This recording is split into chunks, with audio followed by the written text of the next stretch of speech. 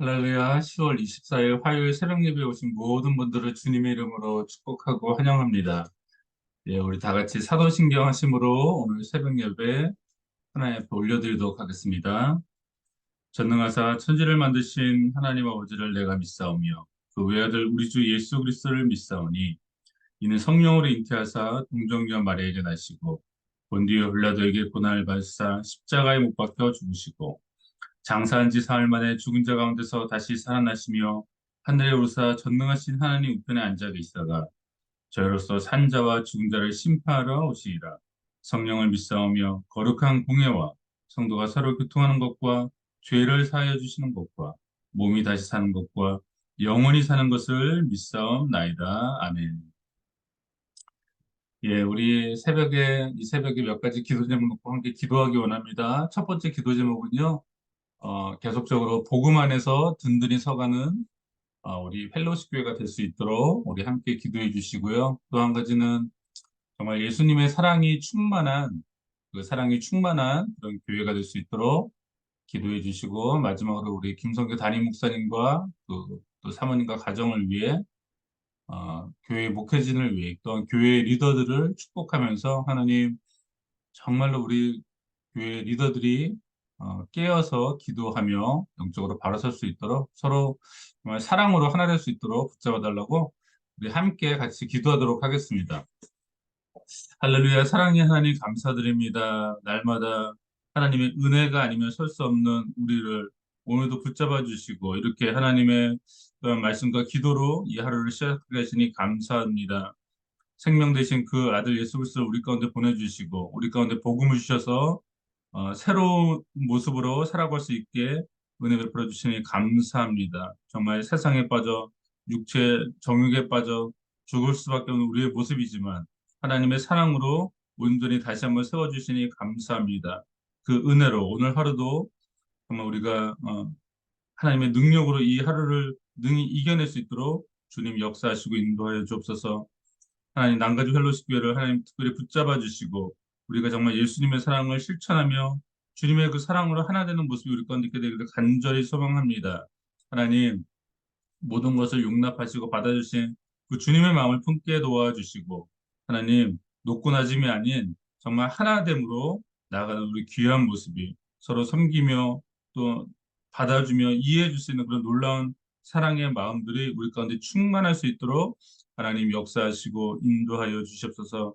세우신 우리 김성현 담임 목사님 항상 붙잡아 주시고 영육간의 강건함과 충만함과 능력으로 붙잡아 주시고 하나님 정말 하나님이 주시는 지혜로서 모든 것을 분별해 나갈 수 있는 그 능력이 임하여서 하나님 정말 옳은 길, 진리의 길, 바른 길로 이 낭가주 펠로십 교회가 나아갈 수 있는 그런 귀한 길잡이가 될 수 있도록 목사님께 축복하여 주시고 붙잡아 주옵소서.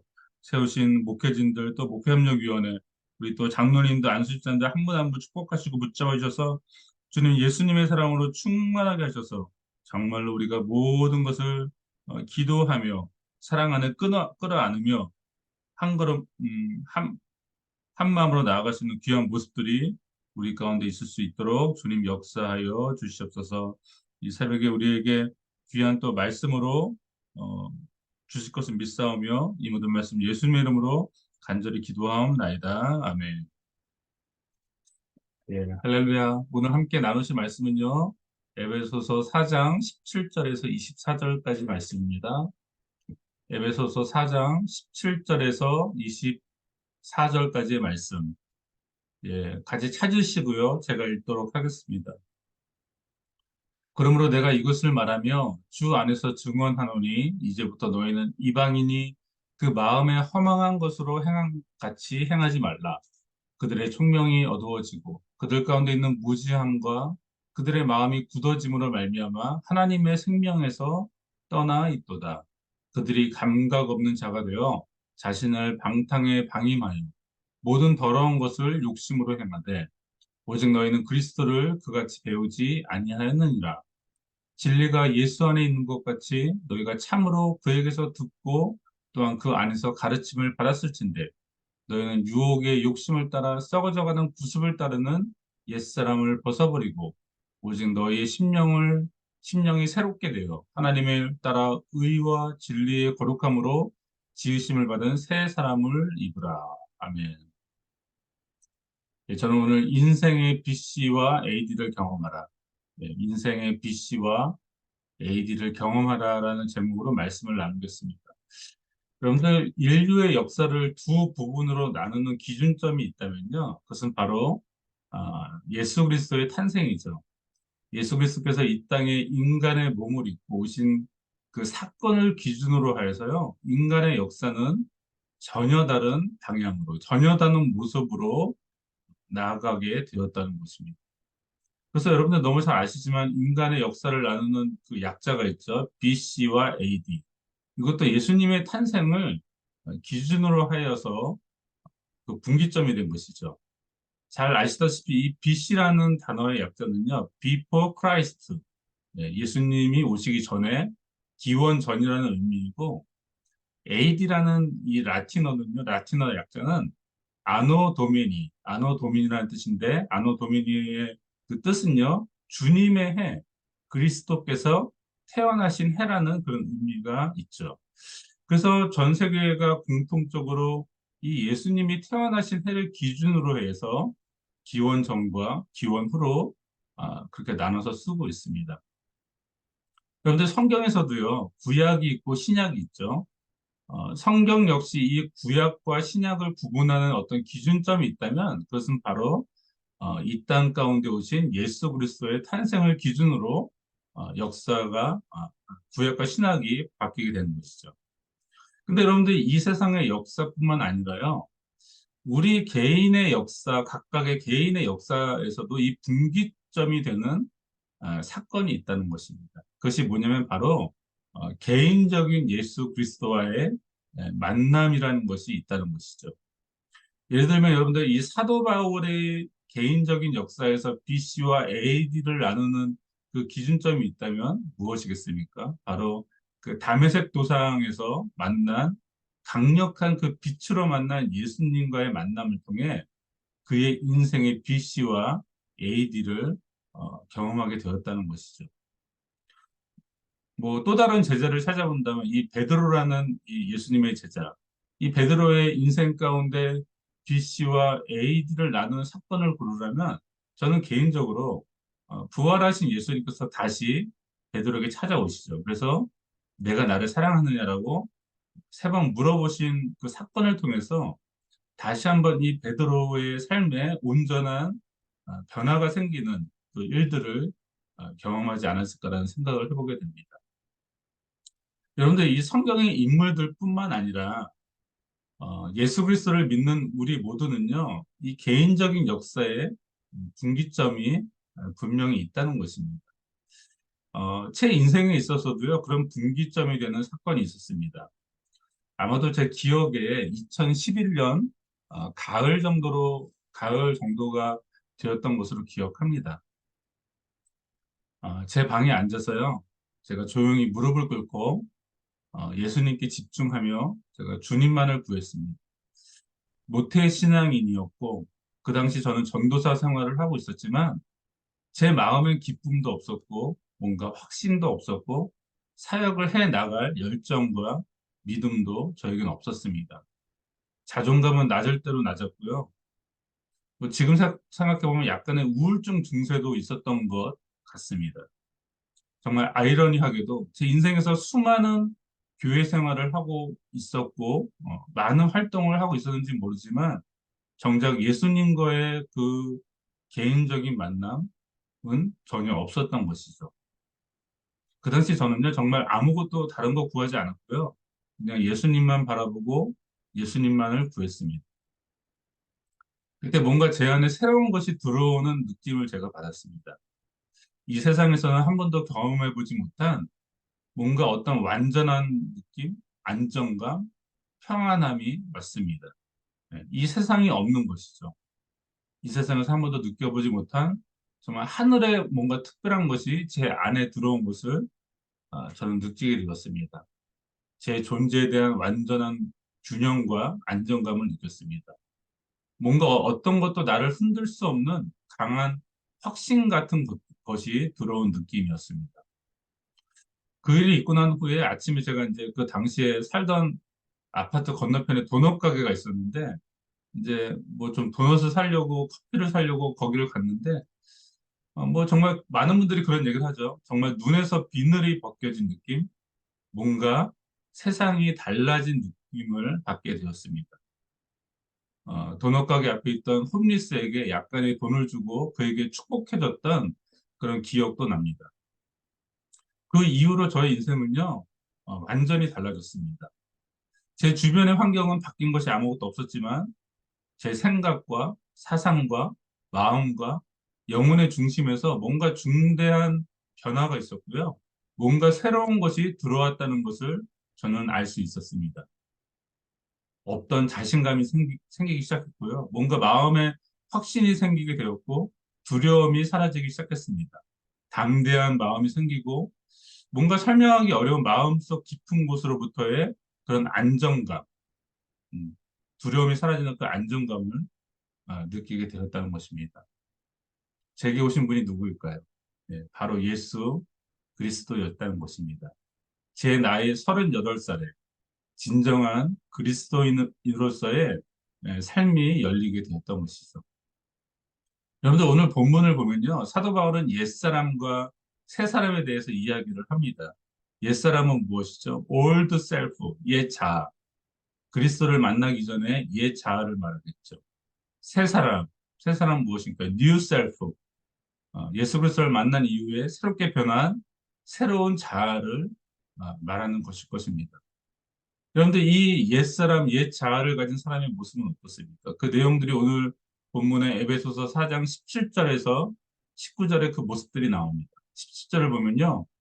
그러므로 내가 이것을 말하며 주 안에서 증언하노니 이제부터 너희는 이방인이 그 마음에 허망한 것으로 같이 행하지 말라라고 말하고 있습니다. 여러분들 옛사람의 특징, 예수를 믿지 않는 이방인들의 특징이 무엇입니까? 허망하고 헛된 것을 쫓아 살아가는 그 모습들이 그들에게 있다는 것입니다. 나에게 생명을 주지 못하고 나에게 참된 진리를 깨닫게 해주지 못하는 그런 헛된 것을 쫓아가는 인생이 된다는 것이죠.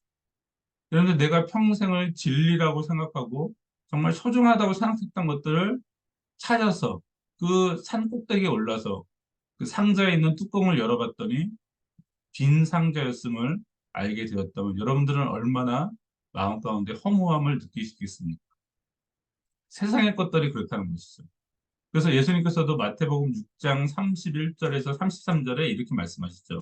그러므로 염려하여 이르기를 무엇을 먹을까? 무엇을 마실까? 무엇을 입을까 하지 말라. 이는 다 이방인들이 구하는 것이라. 옛사람들이 구하는 것이라는 것이죠. 너희 하늘 아버지께서 이 모든 것이 너희에게 있어야 할 줄을 아시인다. 그러므로 너희는 먼저 그의 나라와 그의 의를 구하라. 그러면 이 모든 것을 너희에게 더하시리라 라고 말씀하고 있습니다.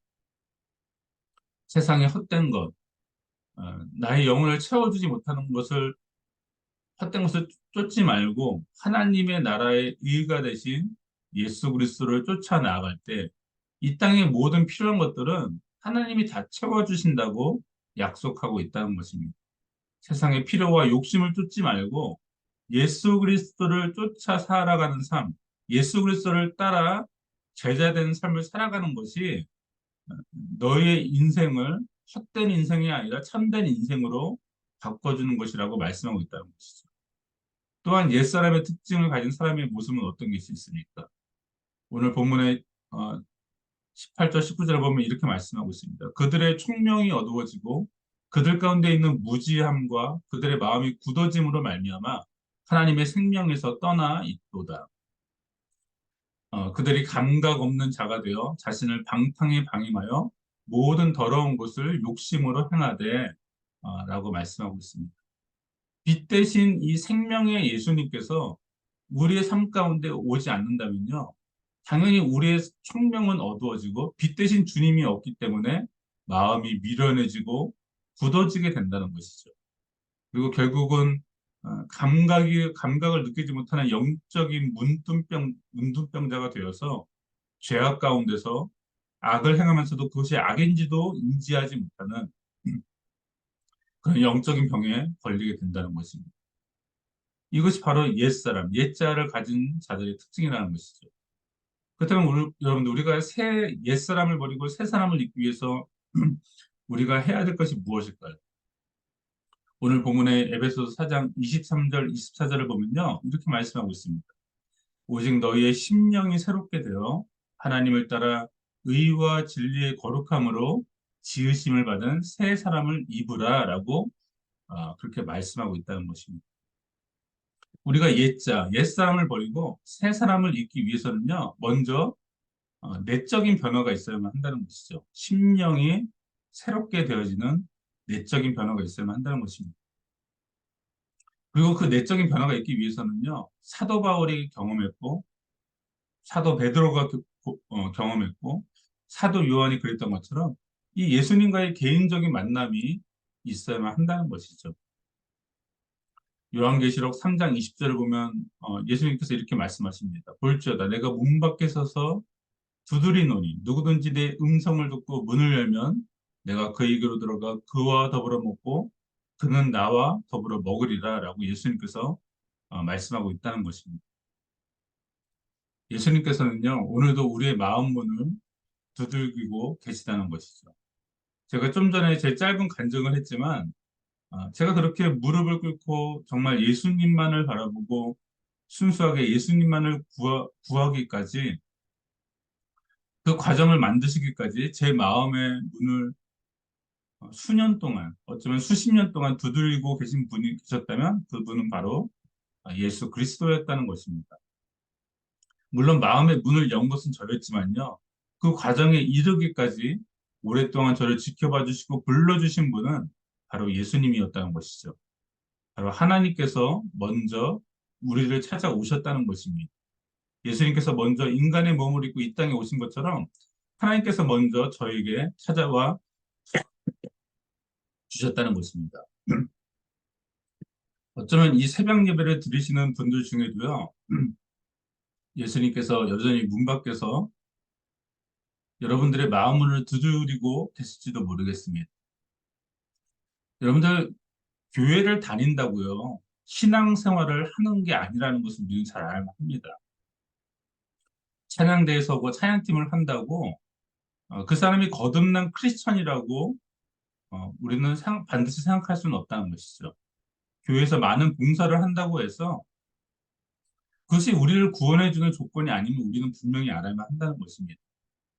여러분들 중요한 것은요. 우리가 옛 자아를 버리고 새 사람을 입는 것이 중요하다는 것이죠.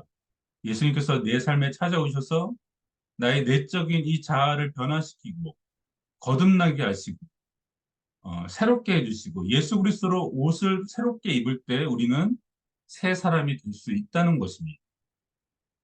내 심령에 내 자아가 완전히 죽고 내 생각, 내 욕심, 내 인생을 내 마음대로 살려는 그 모든 것들을 십자가에 못 박고 예수 그리스도로 충만하게 채워질 때 우리는 새로운 자아를 가진 새 사람이 될 수 있게 된다는 것입니다. 그래서 갈라디아서 2장 20절에 보면 이런 말씀이 있죠. 내가 그리스도와 함께 십자가에 못 박혔나니 그런즉 이제는 내가 사는 것이 아니요 오직 내 안에 그리스도께서 사시는 것이라. 이제 내가 육체 가운데 사는 것은 나를 사랑하사 나를 위하여 자기 자신을 버리신 하나님의 아들을 믿는 믿음 안에서 사는 것이라 라고 말씀하고 있다는 것입니다. 여러분들 이제 여러분들의 인생은요 여러분들의 것이 아닙니다. 죄송하지만 여러분들의 것이 아닙니다. 나를 위해 우리는 이 땅을 살아가는 것이 아닙니다. 내 안에 내 옛자를 십자가에 못 박고 내 안에 계신 예수 그리스도를 믿는 그 믿음 안에서 내 안에서 예수님께서 나의 삶을 통해 충만하게 역사하시도록 나의 삶을 내어드리고 주님과 함께 동행하는 것이 우리가 인생을 살아가는 목표이고 우리 인생의 골이라는 것을 우리가 반드시 알아야만 한다는 것입니다. 이제는 나를 위한 삶이 아니라 내 안에 예수를 위해 사는 삶으로 변화되는 분기점이 분명히 우리 각자의 인생 가운데 모두 다 필요하다는 것이죠. 여러분들의 개인 역사에서 BC와 AD는 언제였습니까? 여러분들 혹시 기억하십니까? 여러분들 신앙생활을 해오시면서 내 인생 가운데 예수님을 만났던 그 BC와 AD, 내 인생을 변화시켜줬던 그 분기점을 가지고 계십니까? 여러분들 아직 그런 경험이 없는 분들이 있다면 진지하게 예수 그리스도를 찾고 구하고 문을 두드리시기를 바랍니다. 우리가 순수한 마음으로 나아갈 때 내게 필요한 것들을 구하는 것이 아니라 내가 먹고 마시는 것을 위해 주님을 찾는 것이 아니다. 순수하게 하나님의 본체이신 예수 그리스도만을 구할 때 분명 주님은 우리를 만나 주시고요. 우리 마음 가운데 임재해 주실 것입니다. 그리고 우리가 이 땅에서 한 번도 경험해 보지 못한, 한 번도 느껴보지 못한 완전한 평강과 안정감을 우리에게 주시게 된다는 것입니다. 이것이 바로 우리를 구원해주는 능력이고요. 이것이 바로 우리 인생을 BC와 AD로 나눠주는 분기점이 될 수 있다는 것입니다. 여러분들 세상 사람들이 소중히 여기는 세상의 학벌, 재산, 명예, 예, 솔직히 다 소용없습니다. 하나님이 여러분들을 바라볼 때 여러분들의 학벌을 볼까요? 여러분들의 직장 이력서를 볼까요? 여러분들이 세상에서 얼마나 성공했는지 그것을 하나님께서 볼까요? 그렇지 않다는 것이죠. 하나님께서 최종적으로 우리를 바라보실 때 무엇을 보느냐? 바로 여러분들 마음 가운데 있는 심령이 새롭게 되었는지, 여러분들이 예수 그리스도로 옷 입고 있는지, 내 옛 자아를 버리고 새 사람을 입고 새로운 심령으로 살아가고 있는지 그것을 하나님께서 보신다는 것입니다. 이 땅에서 정말 예수님과 연합되어 살았는지, 아니면 자신을 위해서 나의 욕심과 나의 인생의 목표를 위해 살았는지 하나님은 그것을 반드시 보신다는 것입니다. 우리의 의로 구원받는 것이 아니죠. 예수 그리스도의 대속의 피로 흘리신 그 보혈의 능력이 우리의 심령에 가득 채워지게 될 때 하나님은 그 사람을 하나님의 사람으로 옛자를 십자가에 못 박은 새 사람으로 하나님께서 우리를 바라봐 주시게 된다는 것입니다. 여러분들 이 놀라운 은혜가 우리 인생 가운데 반드시 있게 되기를 간절히 축복합니다. 펠로시교회 성도님들 한 분 한 분 이 예수님과의 만남을 통해 내 인생의 분기점이 생기는 BC와 AD가 있듯 사도 바울이 그 인생의 놀라운 다메섹 도상에서 예수님 만나는 그 경험을 통해 그의 인생이 BC와 AD가 나눠지듯 우리의 인생 가운데도 그렇게 주님을 만나는 놀라운 경험이 모두 다에게 있게 되기를 간절히 소망합니다. 그래서 예수님과 함께하는 행복, 예수님과 함께하는 기쁨이 충만한 새로운 심령을 가진 우리 모두가 되기를 예수님 이름으로 간절히 축복하고 기도합니다. 예, 제가 잠시 기도하겠습니다. 하나님 감사합니다. 하나님의 은혜가 아니면 우리가 이 자리에 설 수 없고, 주님이 나를 불러주시지 않으면 우리가 하나님의 자녀가 될 수 없음을 고백합니다.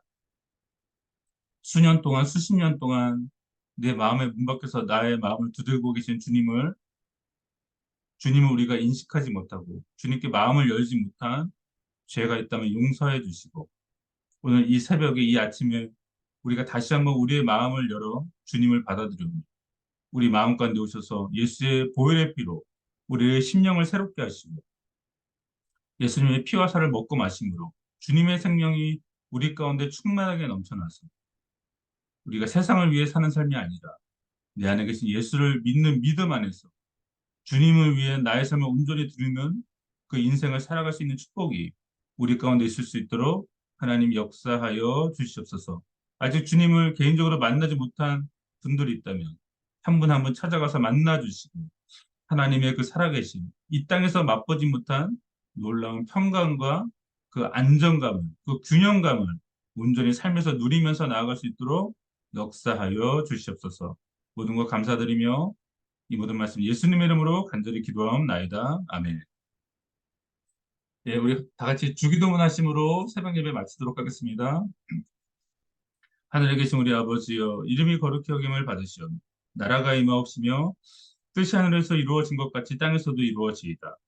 오늘날 우리에게 일용할 양식을 주옵시고 우리가 우리에게 죄 지은 자를 사하여 준 것 같이 우리 죄를 사하여 주옵시고 우리를 시험에 들게 하지 마옵시고 다만 악에서 구하옵소서. 대그 나라와 권세와 영광이 아버지께 영원히 있사옵나이다. 아멘. 할렐루야. 우리도 주님 안에서 승리하시고 복된 하루 되시고 예, 우리 또 내일 뵙도록 하겠습니다. 감사합니다.